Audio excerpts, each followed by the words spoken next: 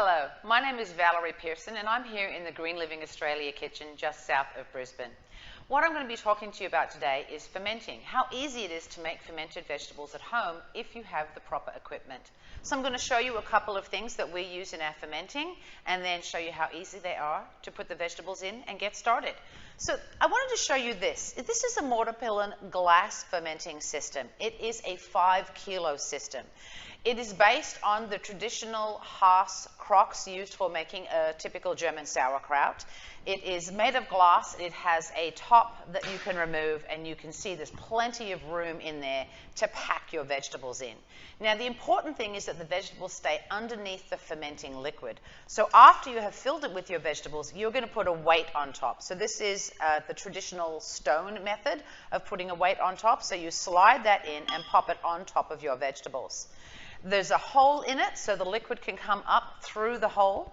And once you're happy that all your vegetables are submerged underneath the fermenting liquid, you put this top in place.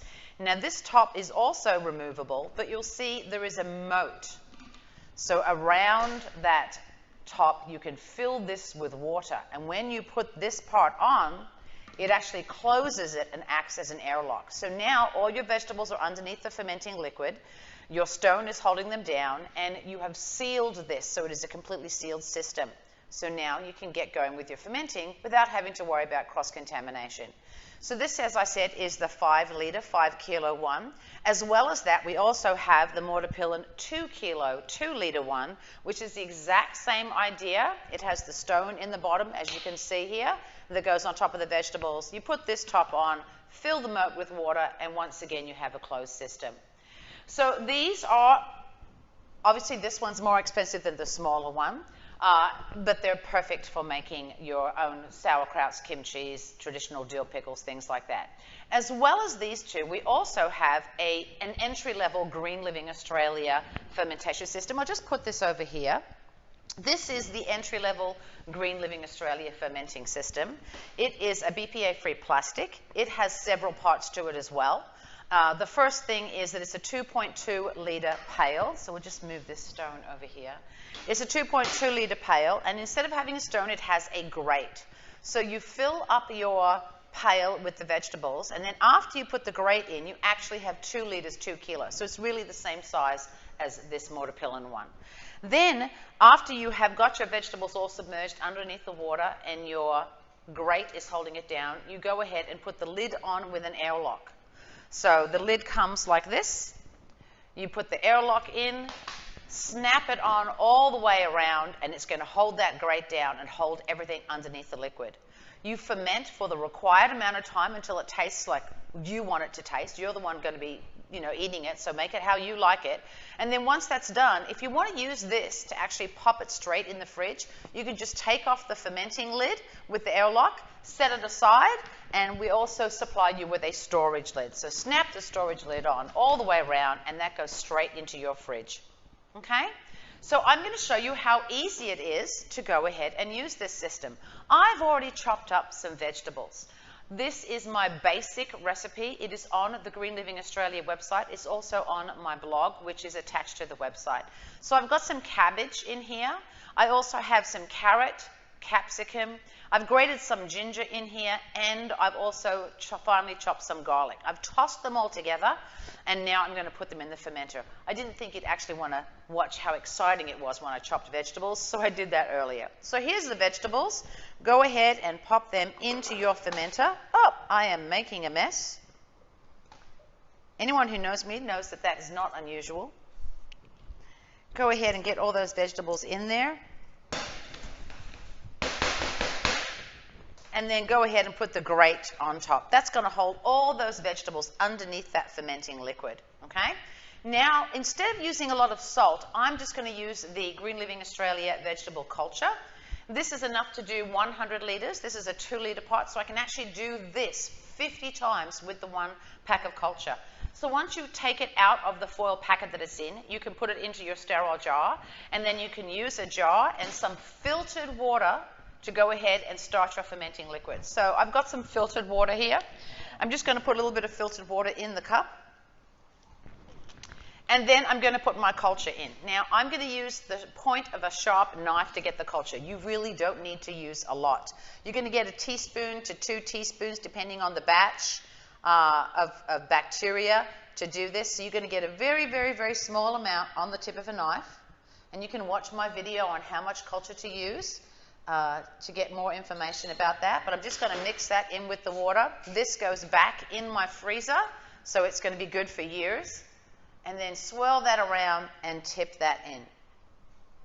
Now you're going to top this up with water until all your vegetables are underneath the liquid. But there is one more trick that I want to show you to get a lovely crispy, crunchy texture. There is a product called calcium chloride. We use this in cheese making. It's what helps you get a good curd. We use it in yogurt making. It's what helps you get a thick yogurt. What I didn't realize is it's also used to make pickles crisp. In fact, there's a product in America called Pickle Crisp, and I was thinking, I really need to get that. I would like my pickles to be nice and crispy, you know, my ferments. I don't want them to be soggy. So when I actually looked up this product and I found the specification sheet, I found that it was calcium chloride. And I thought, I've already got calcium chloride. So the amount that I would use in a 2-liter container like this is just 1 teaspoon of the liquid calcium chloride. So go ahead and just drop some calcium chloride into your spoon, measure about 1 teaspoon, and put that in as well. Now all I need to do is top it up with water and make sure all of my vegetables are underneath the water. And that's perfect. They are all underneath the water. So I've got about 1 kilo of vegetables, 1 kilo of water in there, and now I'm going to go ahead and put my lid on. So here's my lid. Here's my airlock. Put your finger behind the grommet before you push the airlock in. If you don't, you'll actually push the grommet all the way through and it could fly across the room and you'll lose it. So go ahead and snap that on all the way around. And now you've got your airlock, and you are going to go ahead and fill the airlock. Put some water in your airlock, about halfway. Because when you put the top part of your airlock in, what you want to do is you want this bottom part here to go down below the level of the water, and that seals it. So the carbon dioxide created by the fermentation can now bubble up through the water, so it's not going to blow the lid off and you're not going to have a mess in your kitchen. However, no air can bubble down through the water, so now you've got this safe environment for fermenting. Leave this for 7 to 10 days and then taste it. I think 7 days is good for summer. In winter, at my place in Stanthorpe, it's actually a little bit cold, so it does take a few days longer to get the flavor of what I'm looking for. If you are new to fermenting and you're not sure if you like those acidic tastes, try fermenting for 4 or 5 days and then taste it.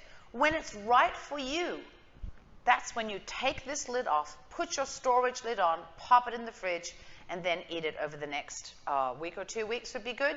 It's going to last way longer than that in the fridge, but remember, it is alive, which is why you are eating it. That's why it's good for you. So each week it's going to get a little bit stronger. Probably after about a month, it's going to be a bit too strong for most people.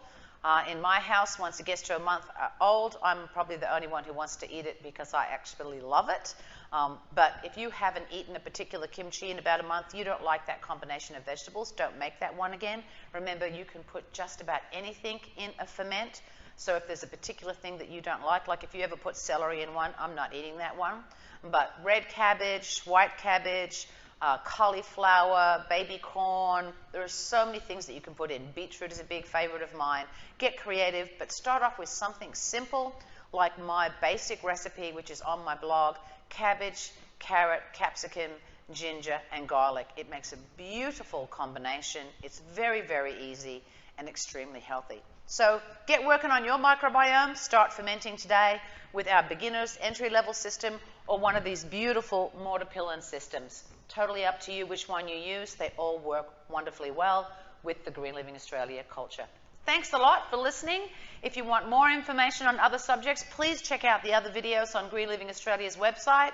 We are going to be continuing to bring videos to you, so subscribe to our YouTube channel to keep up to date with what we're doing in the Green Living Australia kitchen. Thanks a lot.